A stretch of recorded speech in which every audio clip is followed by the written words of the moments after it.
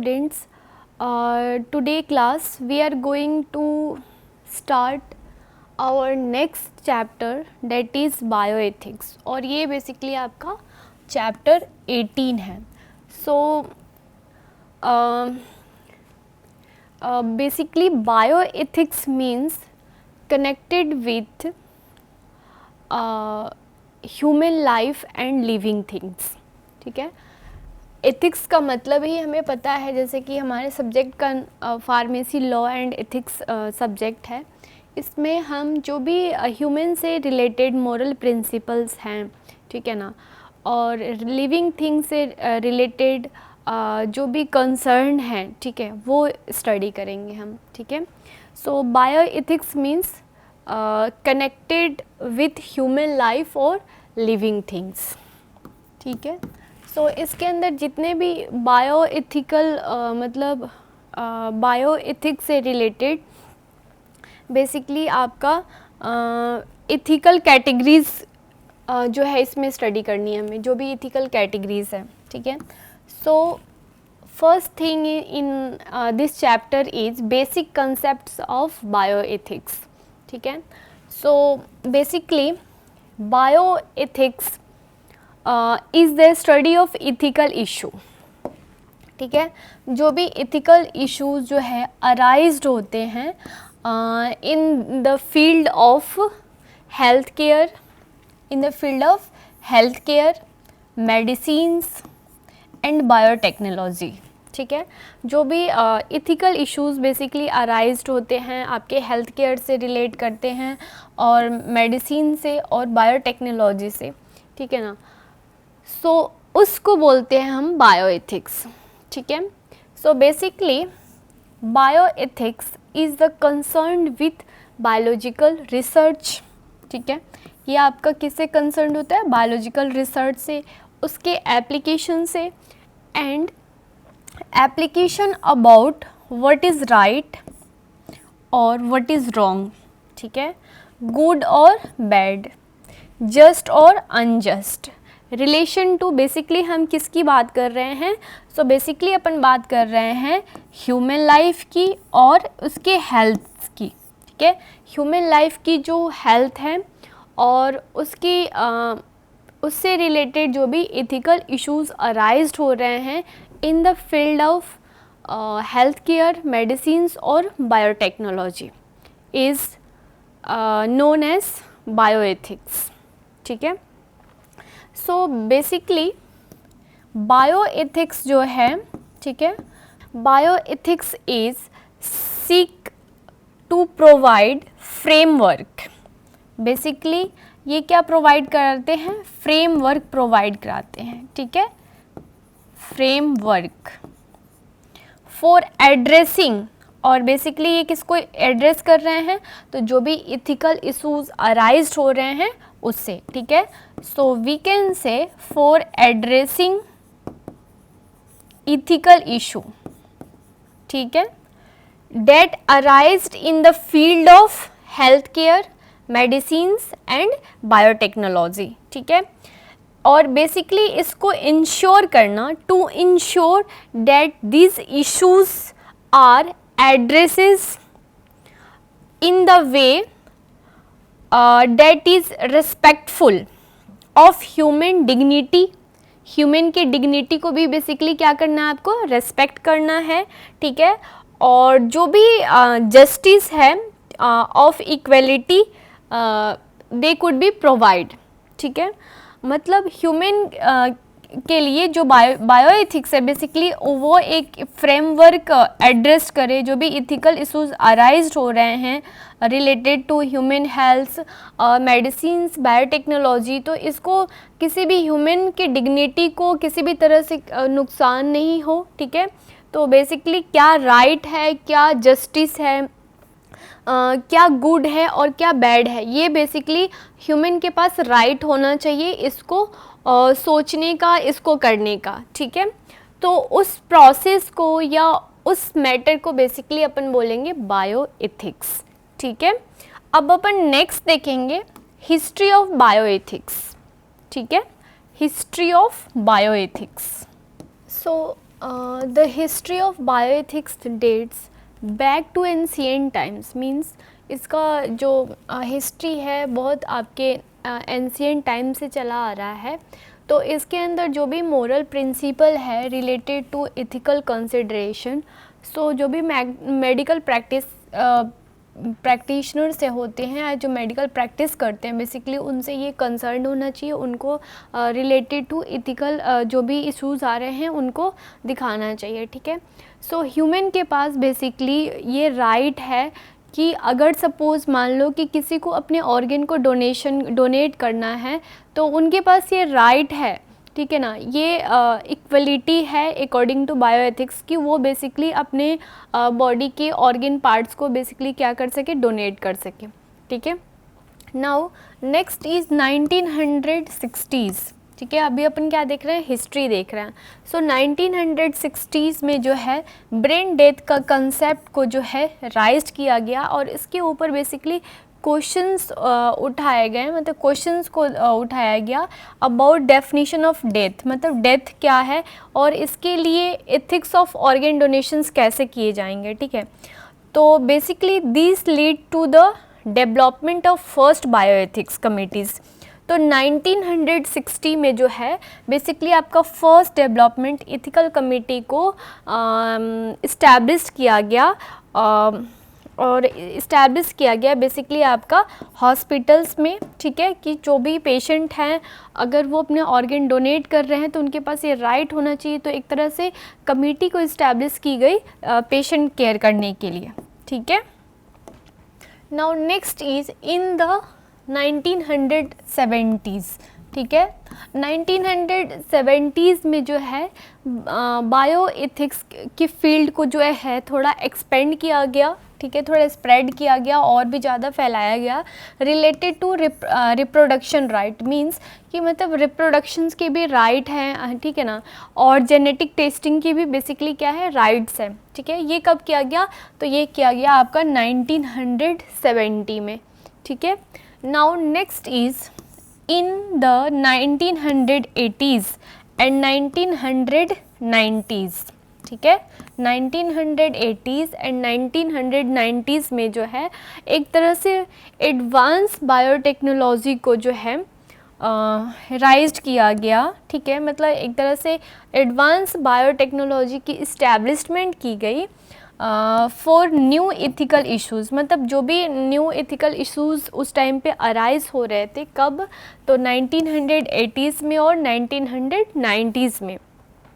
So basically these new ethical issues such as cloning और genetic engineering, ठीक है, means आपका जो भी जेनेटिक इश्यूज़ की वजह से जो भी आपका न्यू एथिकल इश्यूज़ क्रिएट हो रहे थे, तो इसके लिए 1980s में और 1990s में जो है एक तरह से एडवांस बायोटेक्नोलॉजी को, न्यू एथिकल इश्यूज़ को जो है राइज किया गया, ठीक है। तो ये बेसिकली हिस्ट्री थी बायोएथिक्स की, ठीक है।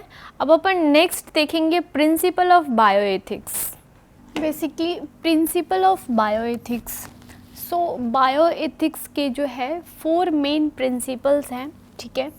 First is respect for autonomy, ठीक है, मींस जो भी पेशेंट है या जो भी हेल्थ केयर प्रोवाइडर्स हैं, ठीक है ना, उनको किसी भी पेशेंट के साथ एक तरह से ट्रांसपेरेंट कम्युनिकेशंस रखने चाहिए, ठीक है। तो जो पेशेंट हैं उनके पास बेसिकली अपने डिसीजन लेने का इंडिविजुअल चॉइस है, ठीक है ना, कि जो भी डिसीजन हैं वो खुद सेल्फ ले सकते हैं। तो उनके पास बेसिकली एक तरह से इंडिविजुअल चॉइस है किसी भी तरह से अपने लिए डिसीजन लेने का, ठीक है। And basically involves providing patient, ठीक है ना, मतलब जो भी आपके हेल्थ केयर प्रोवाइडर्स हैं वो इस चीज़ में इन्वॉल्व्ड हो, पेशेंट के लिए प्रोवाइड कराएं विथ इंफॉर्मेशन मेक, मतलब जो पेशेंट हैं वो इंफॉर्मेशन ले सकते हैं और बेसिकली उनको इन्फॉर्म करे कोई भी डिसीजंस ले रहे हैं ड्यूरिंग मेडिकल केयर, जब भी उनकी किसी भी तरह से कोई भी ट्रीटमेंट हो रही है, ठीक है ना, तो उनको बेसिकली एक तरह से रेस्पेक्टिंग वे में, मतलब रिस्पेक्ट वे में उनको ये डिसीजन लेने का पूरी तरह से मतलब राइट है, सेल्फ डिसीजन वो खुद के बारे में ले सकते हैं related to medical health care issues, ठीक है। तो ये आपका फर्स्ट प्रिंसिपल था, रिस्पेक्ट फॉर ऑटोनॉमी, ठीक है। Now next principle is beneficence. Beneficence का मतलब क्या होता है कि जो भी हेल्थ केयर हैं, जो भी हेल्थ केयर प्रोवाइडर्स हैं या जो रिसर्चर्स हैं, वो अपना एक तरह से बेस्ड इंटरेस्ट दिखाएं, ठीक है ना। मींस जो भी पेशेंट आपके पास आ रहे हैं, ठीक है ना, या जो भी रिसर्च सब्जेक्ट्स है, ठीक है ना, they relate to seek to provide their wellbeing, ठीक है ना। मतलब हर चीज़ जो है आपको क्या कैसे रखनी है, एक तरह से ट्रांसपेरेंट रखनी है, ठीक है। मींस कुछ भी आपको किसी भी तरह के पेशेंट से आपको कोई भी चीज़ छुपानी नहीं है, ठीक है। तो अपना राइट जो है, जो हेल्थ केयर प्रोवाइडर्स हैं, जो रिसर्चर्स हैं, बेसिकली उनका जो इंटरेस्ट होना चाहिए किसके लिए, पेशेंट के लिए या रिसर्च सब्जेक्ट्स के लिए, वो बेस्ड होना चाहिए, ठीक है। नाउ नेक्स्ट इज नॉन मेलिफिसेंस, ठीक है।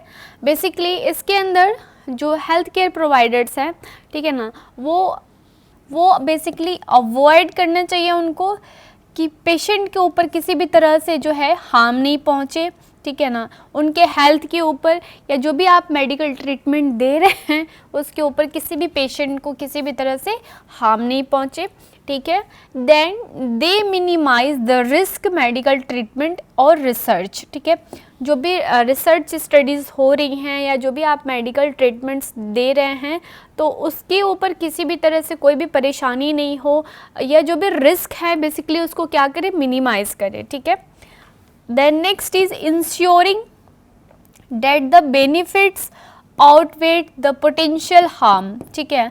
मतलब इसको इंश्योर करना कि जो भी आपके पेशेंट्स हैं, ठीक है ना, या आप किसी भी चीज़ की रिसर्च कर रहे हैं तो उस पे किसी भी तरह का कोई भी हार्म इफ़ेक्ट नहीं पहुँचे, एक तरह से बेनिफिट्स को ही आपको देना है, बेनिफिट्स को इंश्योर करना है कि सपोज मान लो कोई पेशेंट किसी भी तरह की मेडिसिन इनटेक कर रहा है, आपने प्रिस्क्राइब की है, तो उससे उसको किसी भी तरीके से हार्म नहीं पहुँचे, उसका जो प्रॉब्लम है वो मतलब ख़त्म हो जाए, ठीक है। तो इसको इंश्योर करना, ठीक है। तो ये आपका सेकंड वो थर्ड प्रिंसिपल था बायोएथिक्स का, ठीक है। Now next is justice. Justice means the need to treat. ये प्रिंसिपल जो है आपका justice, this principle emphasises the need to treat individuals fairly. Means जो भी आप पेशेंट को ट्रीट कर रहे हो तो आपको बेसिकली सबके साथ फेयरली ट्रीटमेंट करना है और इक्वल ट्रीटमेंट करनी है, ठीक है ना। तो अकॉर्डिंग टू बायोएथिक्स जो जस्टिस है वो सबके साथ इक्वल होनी चाहिए। मीन्स फेयर ट्रीटमेंट आपको हर एक इंडिविजुअल के साथ आपको करनी है, ठीक है। तो ये 4 मेन 4 प्रिंसिपल्स थे बायोएथिक्स के, ठीक है। अब अपन नेक्स्ट देखेंगे overview of ICMR। Now next is brief overview of ICMR, ठीक है। अभी अपन ICMR जो है इसके गाइडलाइंस भी देखेंगे, ठीक है।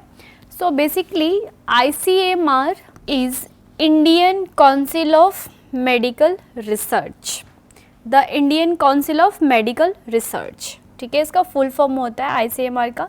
सो बेसिकली ICMR जो है ये सबसे हाईएस्ट बॉडी है इंडिया के अंदर, इसलिए इसको बोला गया है एपेक्स, ठीक है।